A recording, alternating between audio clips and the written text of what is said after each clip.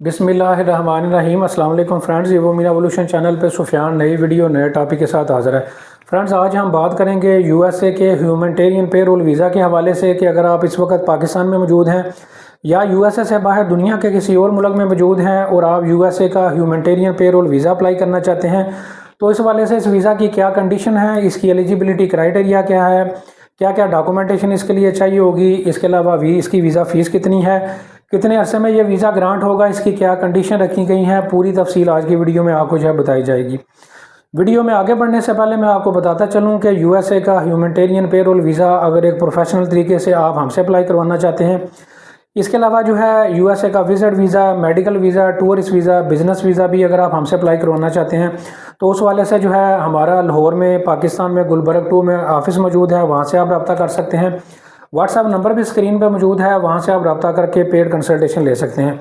इसके अलावा अगर आप यूएसए के लॉफुल परमानेंट रेजिडेंट हैं और अगर आप इस वक्त यूएसए से बाहर दुनिया के किसी और मुल्क में, पाकिस्तान में या दुनिया के किसी और मुल्क में मौजूद हैं और आपका यूएसए का रेजिडेंट कार्ड जो है वो खुदा न खास्ता एक्सपायर हो चुका है, डैमेज हो चुका है या इसके अलावा जो है चोरी हो चुका है या गुम हो चुका है, तो उसको आप पाकिस्तान में रहते हुए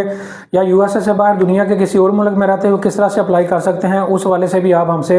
पेड कंसल्टेशन लेके जो है एक प्रोफेशनल सर्विस जो है फाइल प्रिपरेशन जो है ले सकते हैं। टॉपिक की तरफ वापस आते हैं। यूएसए का ह्यूमैनिटेरियन पेरोल जो वीज़ा है, इसकी क्या डेफिनेशन है, ये किन बुनियादों पे जो है अप्लाई किया जाता है,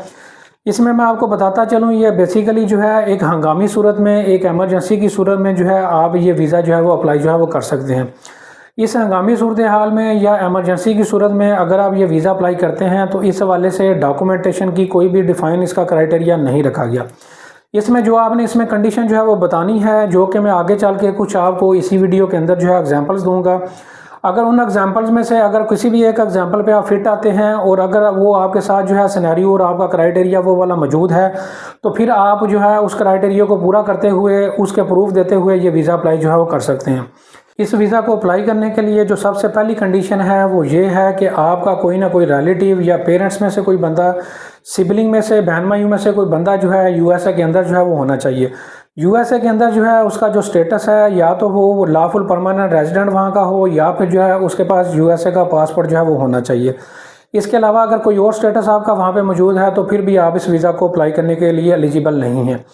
अब बात कर लेते हैं कि कौन सी ऐसी कंडीशन है जिन कंडीशन में जो है आप ये वीज़ा अप्लाई जो है वो कर सकते हैं। इसकी कुछ एग्जांपल जो है मैं आपको 4 से 5 देता हूँ, उस वाले से जो है आपकी अच्छे तरीके से जो है क्लैरिटी जो है वो हो सकेगी। सबसे पहली कंडीशन ये है कि खुदा न खास्ता आपको कोई मेडिकल की इमरजेंसी है, आपको कोई खुदा न खास्ता ऐसी बीमारी लाहक हो चुकी है जिसका ट्रीटमेंट जो है पाकिस्तान के अंदर मौजूद नहीं है, तो आप वो वाला ट्रीटमेंट जो है यूएसए के अंदर से जो है करवाना चाहते हैं, तो फिर आप इस वीज़ा को अप्लाई करने के लिए एलिजिबल हैं, बशर्ते कि आपका कोई रिलेटिव, जैसे कि मैंने आपको बताया है, वो यूएसए के अंदर जो है वो होना चाहिए। अब जो दूसरा क्राइटेरिया है वो ये है कि खुदा न खास्ता जो है आपका कोई रिलेटिव, आपके बहन भाइयों में से कोई या पेरेंट्स में से कोई ऐसा बंदा जो यूएसए के अंदर मौजूद है, उसको कोई खुदा न खास्ता मेडिकल की इमरजेंसी यूएसए में रहते जो है हो चुकी है और उसको कोई बंदा जो है वहाँ पे चाहिए जो का उनके टेक केयर जो है वो कर सके, उनको जो है निगहदाश्त उनकी करने के लिए, या उनको कोई खुदा न खास्ता वहाँ पे माजूरी या डिसेबिलिटी हो चुकी है और उनको जो है उस डिसेबिलिटी की बेस पे वहाँ पे किसी बंदे की जो है मौजूदगी जो है उसके उनके लिए होना जो है वो ज़रूरी है, तो इस कंडीशन में भी आप ये वीज़ा अप्लाई जो है वो कर सकते हैं। अब बात कर लेते हैं तीसरी कंडीशन की। कोई खुदा न खास्ता ऐसा बच्चा जो कि डिसेबल है, स्पेशल चाइल्ड है और उसके पेरेंट जो हैं इस वक्त यूएसए के अंदर मौजूद हैं और वो इस वक्त पाकिस्तान में है और वो अकेला रह चुका है, उसको जो है पाकिस्तान में कोई और देखभाल करने वाला कोई बंदा, टेक केयर करने वाला बंदा जो है मौजूद नहीं है, तो वो ऐसा स्पेशल चाइल्ड भी जो है ये वीज़ा अप्लाई करने के बाद जो है यूएसए जा सकता है। अब बात कर लेते हैं एक चौथी कंडीशन, जो कि खुदा न खास्ता अगर पाकिस्तान में जंग लग चुकी है और आपको जो है ख़तरा है कि अगर आप पाकिस्तान में रहेंगे और आपको पाकिस्तान में रहते हुए जो है कोई खुदा न खास्ता आपकी जान को ख़तरा है, तो आपका यहाँ से मूव करना ज़रूरी है, तो फिर भी इस कंडीशन में भी जो है आप यूएसए का ह्यूमैनिटेरियन पेरोल वीज़ा अप्लाई जो है कर सकते हैं। पांचवी जो कंडीशन है वो ये है कि खुदा न खास्ता आपकी जान को कोई पाकिस्तान में रहते हुए किसी अफराद से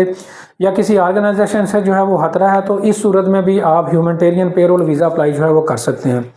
इन तमाम कंडीशन अगर आप पे अप्लाई होती हैं और आपका कोई रिलेटिव भी वहाँ पे मौजूद है यूएसए के अंदर, आपका पेरेंट्स, बहन भाई, जो कि मैंने वीडियो के स्टार्ट में अगर आपको बताया है, तो फिर जो है आप एलिजिबल हैं इस वीज़ा को अप्लाई करने के लिए। अब डॉक्यूमेंटेशन मैं आपको बता देता हूँ। डॉक्यूमेंटेशन सारी कंडीशंस मैंने आपको बता दी हैं। अगर इनमें से कोई भी कंडीशन में आप इसमें जो है फॉल कर रहे हैं तो आपने इनका बाकायदा जो है सॉलिड प्रूफ देना होगा। फिर आप एम्बेसी जाएंगे, आपका जो है बाकायदा इंटरव्यू किया जाएगा। आपने जो सॉलिड प्रूफ जो है एम्बेसी को देंगे, एम्बेसी एनालाइज करेगी कि वाकई ही आप जो है क्या एलिजिबल हैं इस वीज़ा को अप्लाई करने के लिए, और जो आप इसके लिए प्रूफ दे रहे हैं क्या वो वाकई ही सॉलिड प्रूफ हैं और क्या वो वाकई ही ह्यूमैनिटेरियन पेरोल वीज़ा पे जो है वो अप्लाई होते हैं। अगर तो आपकी जेन्युइन चीज़ें होंगी, जेन्युइन केस होगा, तो एम्बेसी जो है आपको वीज़ा जो है वो इशू जो है वो करेगी। इस वीज़ा की कुछ और कंडीशंस हैं जो मैं आपको बता देता हूं कि अगर आपको ये वीज़ा मिल जाता है तो इसकी कंडीशन यूएसए में जाके जो है वो क्या है। इस वीज़ा को जब आप हासिल कर लेंगे तो यूएसए में जाके जो है इस वीज़ा पे आपको काम करने की इजाज़त जो है वो नहीं होगी। इसके अलावा इस वीज़ा की कंडीशन पे अगर आप यूएसए में मौजूद हैं तो आप इमिग्रेशन भी वहाँ पर रह के जो है वो अप्लाई जो है वो नहीं कर सकते। इसके अलावा इसकी जो एक्सटेंशन है वो बहुत लिमिटेड टाइम के लिए आपको मिलेगी। इसमें जो है भी कुछ कंडीशंस हैं। वैसे ओवरऑल जो है इसका जो क्राइटेरिया जो है उसमें यही बताया गया है कि इसकी एक्सटेंशन लेने के लिए भी आपके लिए मसाइल होंगे। अगर आपने इसकी एक्सटेंशन लेनी है तो उसकी भी फिर आपने आगे सॉलिड जो है वो कंडीशन जो है वो बतानी होगी और उसके सॉलिड प्रूफ जो है वो देने होंगे। ये सारी कंडीशंस हैं। इसके अलावा इसकी जो एम्बेसी फ़ीस है वो $575 है जो कि आपने पे करनी है। और अगर आप ये सारा क्राइटेरिया पूरा कर लेते हैं और आप ये एम्बेसी फ़ीस पे कर लेते हैं तो बहुत ज़्यादा चांसेस हैं कि आपका एम्बेसी में जो है इंटरव्यू किया जाएगा और आपको ये वीज़ा जो है ग्रांट जो है वो कर दिया जाएगा। उम्मीद करता हूँ वीडियो आपको पसंद आई होगी। वीडियो को लाइक करें, वीडियो को शेयर करें, चैनल को सब्सक्राइब करें। Thank you very much.